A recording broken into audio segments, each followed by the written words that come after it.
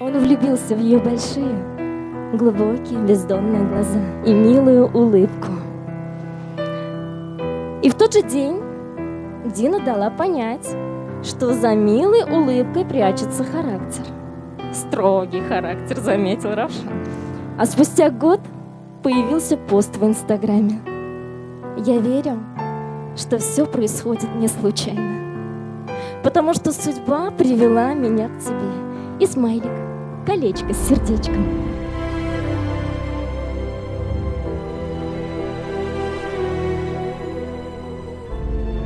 Уютное кафе «Грузинская кухня».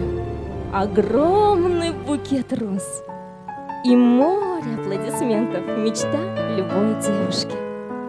Она плакала от радости, переполнявшей ее душу, ведь мечта осуществилась.